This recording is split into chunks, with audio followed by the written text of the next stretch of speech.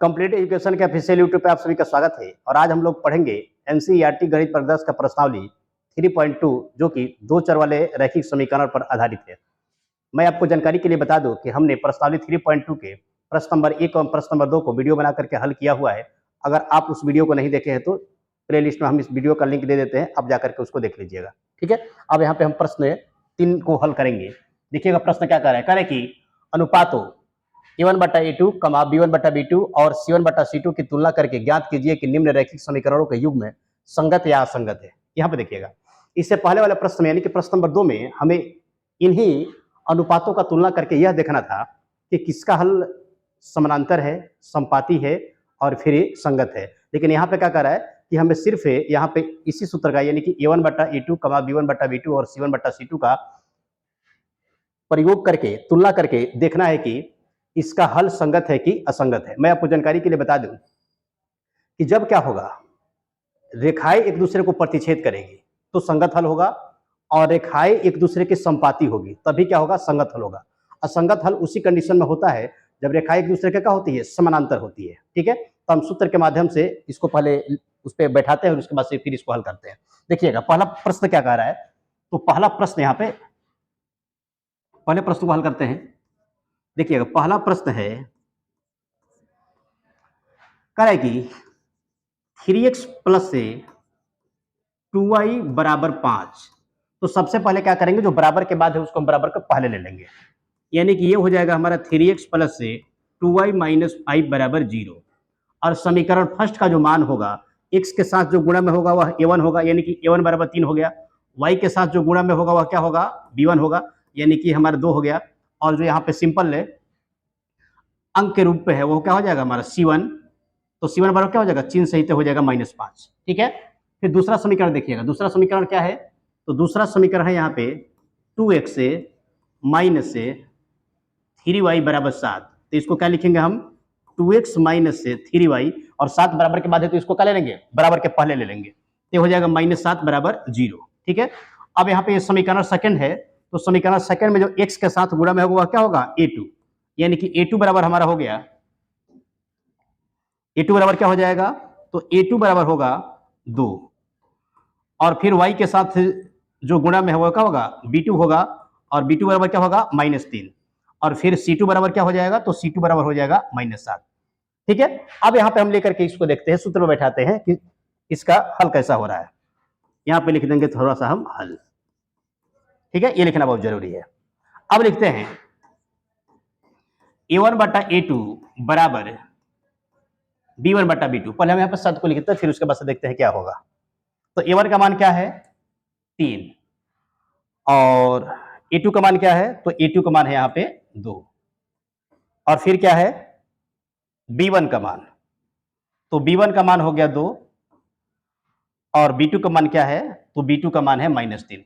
तो देखिएगा यहाँ पे नॉट इक्वल टू होगा, यानी कि A1/A2 not equal to B1/B2, क्योंकि 3/2 के बराबर है, 2/-3 होगा ही नहीं। तो यहाँ पे क्या हो जाएगा, नॉट इक्वल टू। ठीक है, यानी कि रेखाएं एक दूसरे को क्या करेगी, रेखाएं एक दूसरे को प्रतिच्छेद करेगी, और जब रेखाएं एक दूसरे को प्रतिच्छेद करेगी तो उसका हल क्या होगा, संगत हल होगा। तो लिखेंगे यहाँ पे क्या कह रहा है, इसका हल संगत है कि असंगत है। तो रेखाएं जब एक दूसरे को प्रतिच्छेद करती है तो इसका क्या होगा, संगत हल होगा। तो लिख देते हैं यहाँ पे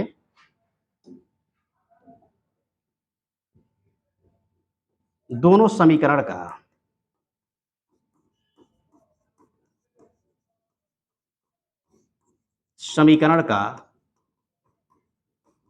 संगत हल होगा। क्या होगा, या फिर दिए गए समीकरण का क्या होगा, संगत हल होगा।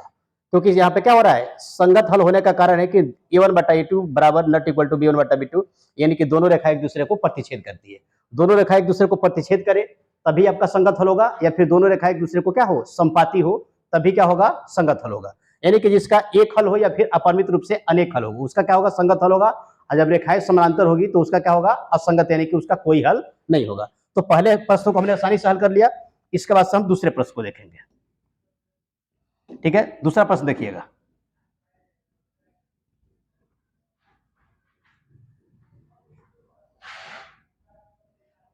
दूसरा प्रश्न देखिएगा, दूसरा प्रश्न यहाँ पे दिया हुआ है दूसरा प्रश्न हमारा क्या है, तो कह रहा है कि 2x से अब माइनस 3y। अब देखिएगा बराबर के बाद क्या है, 8 है तो इसको बराबर के क्या लेते हैं, पहले लेते हैं, तो चिन्ह बदल जाएगा, प्लस में है तो क्या हो जाएगा, माइनस में, बराबर कितना, 0। समीकरण क्या है, यह फर्स्ट है। और x के साथ जो गुणा में होगा उसको क्या बोलेंगे हम, a1 बोलेंगे, तो a1 बराबर 2 है। y के साथ जो गुणा में होगा वो क्या होगा, वह हो जाएगा हमारा b1, और b1 का मान क्या है, -3, और फिर c1 क्या है, -8 है। फिर उसके बाद से समीकरण सेकंड को लेते हैं। समीकरण सेकंड क्या कर रहा है, 4x माइनस से 6y, और बराबर के बाद क्या है, 9 है, तो इसको जब बराबर के पहले लेंगे तो ये हो जाएगा हमारा -9 बराबर 0, और ये क्या होगा, समीकरण सेकंड। तो समीकरण सेकंड में जो x के साथ गुणा में होगा वह मान क्या होगा, a2 का मान कितना हो गया, 4, और यहाँ पे b2 का मान क्या हो जाएगा, जो y के साथ गुणा में है, -6, और c2 क्या हो जाएगा, -9। ठीक है, अब हम सूत्र पे इसको देख लेते हैं कि कितना मान हो रहा है। ठीक है, तो यहां पे ध्यान दीजिएगा, यहां पे हम क्या करेंगे, अब a1 बट्टा a2 तुलना करना है। प्रश्न यहां पे कह रहा है कि तुलना करना है, a1 बट्टा a2, अब फिर क्या लिखते हैं, बराबर b1 बट्टा b2, देखते हैं, और फिर क्या होगा, यहां पे बराबर लिख देते हैं c1 बट्टा c2। अब मान को रखते हैं, मान रखने के बाद देखिए क्या हो रहा है, तो a1 का मान 2 और a2 का मान क्या है, 4, बराबर b1 का मान क्या है, -3, और b2 का मान क्या है, -6, बराबर -8, बराबर कितना, -9। तो आप देखिएगा यहां पे नॉट इक्वल टू होगा, क्योंकि a1 बट्टा a2 बराबर b1 बट्टा b2 नॉट इक्वल टू क्या हो रहा है, c1 बट्टा c2। क्यों हो रहा है, क्योंकि देखिएगा इसको क्या करेंगे हम, कटा करके 1 बट्टा 2 कर लेंगे, 2 दूनी 4, 3 दूनी कितना, 6, यानी कि ये हो जाएगा आपका 1 बट्टा 2 बराबर, 1 बट्टा 2 बराबर, ये माइनस से माइनस कटेगा, यानी कि क्या हो जाएगा आपका 8 बट्टा 9। तो 1 बट्टा 2 बराबर 1 बट्टा 2, ये क्या है, दोनों 8 बट्टा 9 के बराबर नहीं है।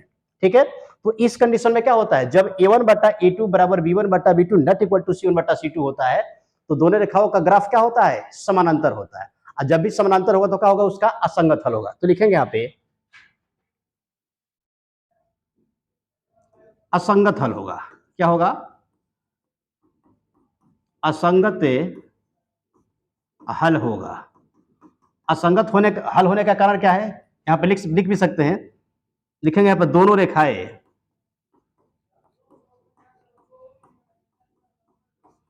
एक दूसरे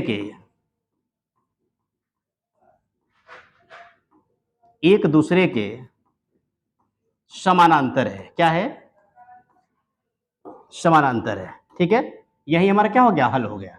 सिर्फ यही लगा रहा है कि संगत या असंगत हल होगा, तो यहाँ पे क्या हो रहा है, असंगत हल हो रहा है। असंगत हल क्यों हो रहा है, क्योंकि यहाँ पे रेखाएं एक दूसरे की समानांतर होती है, यानी कि दोनों का जब ग्राफ खींचेंगे ना तो ऐसे जाएगा, एक दूसरे को प्रतिच्छेद ही नहीं करेगा, और जब तक एक दूसरे को प्रतिच्छेद ना करे या फिर एक दूसरे के संपाती ना हो तब तक हम नहीं कह सकते कि ये संगत है, इसलिए क्या होगा, इसका असंगत हल होगा। ठीक है, अब इसके बाद से आप एक बार इसका स्क्रीनशॉट ले लीजिए। ठीक है, बार बार इस प्रश्न को देखिएगा, आसानी से आप हल कर सकते हैं, और सूत्र को याद रखिए, क्योंकि इन्हीं सूत्रों का उपयोग करके आप बहुत सारे प्रश्नों को हल करेंगे, प्रश्नावली 3.2 एवं 3.4 का। अब इसके बाद हम तीसरे प्रश्न को हल करेंगे। ठीक है,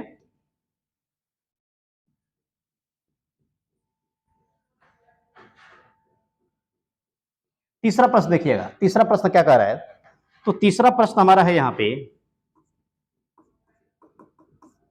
ये रहा तीसरा प्रश्न। तो देखिए क्या है, 3/2x से अब प्लस से 5/3y बराबर 7 है, बराबर क्या है, 7। तो पहले अब इसको बटा में है तो इसको पहले समीकरण के रूप में बदल लेते हैं, रैखिक समीकरण के रूप में। ठीक है, पहला समीकरण, दूसरा समीकरण इसका बहुत बढ़िया दिया हुआ है, और यहाँ पे थोड़ा सा सवाल हमारा भग गया, लेकिन आ जाएगा, यहीं पे है। ठीक है, ध्यान दीजिएगा, तो यहाँ पे हम लघुत्तम में क्या ले लेंगे, तो लघुत्तम में 3 दूनी क्या हो जाएगा, 6 हो जाएगा, यानी कि 6 में जब हम 2 से भाग देंगे तो कितना बार में भाग लेगा, 3 बार में, यानी कि ये हो जाएगा आपका तितरी का 9x। कितना x हो गया, 9x। अब 6 में कितना से भाग देंगे, 3 से, तो 3 दूनी कितना, 6, यानी कि 5 दूनी कितना, 10y, और बराबर कितना, 7, बराबर कितना हो गया, 7। यानी कि इसको हम लिख सकते हैं 9x प्लस से 10y बराबर, देखिएगा 6 7 क्या हो जाएगा, ये भाग में है इधर तो बराबर क्या हो जाएगा, गुणा में क्या होगा 42 हो गया। अब इसको क्या करेंगे, इस 42 को हम बराबर के पहले ले लेंगे, यानी कि ये हो जाएगा हमारा 9x प्लस से 10y अब माइनस 42 बराबर क्या हो गया 0 हो गया। ठीक है, अब यहाँ पे हम ले सकते हैं आसानी से a1 a2, a1 का मान b1 का मान एवं c1 का मान। ये समीकरण क्या हो गया हमारा फर्स्ट हो गया। अब समीकरण फर्स्ट में जो x के साथ गुणा में होता है वही क्या होता है आपका a1 होता है, और a1 बराबर क्या हो गया 9, और b1 बराबर क्या होगा 10, और c1 बराबर क्या हो जाएगा -42। ठीक है, अब दूसरे समीकरण को लिखते हैं। दूसरा समीकरण क्या है, तीसरे प्रश्न का दूसरा समीकरण यहां पे दिया हुआ है, क्या है 9x माइनस से 10y बराबर 14। देखिएगा यहाँ पे इसको क्या लेंगे हम बराबर के पहले ले लेंगे, यानी कि 9x माइनस से 10y अब -14 बराबर क्या हो गया 0। ये समीकरण क्या है सेकंड है। तो x के साथ जो गुणा में होगा वह क्या होगा a1 बराबर 9, b1 बराबर क्या होगा -10, और c1 यहाँ पे a2 होगा, माफ कीजिएगा यहाँ पे क्या होगा, यहाँ पे होगा a2 b2 और फिर क्या होगा यहाँ पे c2। तो c2 बराबर क्या लिख सकते हैं, c2 बराबर हम लिख सकते हैं -14। c2 बराबर क्या होगा -14। अब यहाँ पे इसको सूत्र पे रखेंगे। ठीक है, सूत्र देखिएगा, हमें जांच करना है कि इसका संगत हल है कि असंगत हल है। तो क्या होगा a1 बट्टा a2, a1 बट्टा क्या होगा a2 बराबर है b1 बट्टा कोची b2। ध्यान दीजिएगा, अब यहां पे हम मान को रखते हैं तो 9 बट्टा 9 क्या हो गया, यहाँ पे 9 और बट्टा में 9 बराबर है b1 10 है, और यहां पे क्या हो रहा है -10, 10 बट्टा -10। ध्यान दीजिएगा, तो नट इक्वल टू होगा, यानी कि a1 बट्टा a2 nut equal to b1 बट्टा b2। ठीक है, क्योंकि देखिए 9 बट्टा 9 बराबर है क्या होगा, यहां पे तो कट रहा है, कटा के हम बता दे रहे हैं आपको, ये भी कट गया यानी कि 1 हो गया, और यहां पे माइनस है तो क्या हो जाएगा -1, यानी कि एक कभी माइनस से एक के बराबर होगा ही नहीं। तो इस कंडीशन में क्या होगा a1 बट्टा a2 nut equal to b1 बट्टा b2, और जब ये कंडीशन आएगा तो क्या होगा संगत हल होगा। क्या होगा यहाँ पे तो लिखेंगे संगत हल होगा।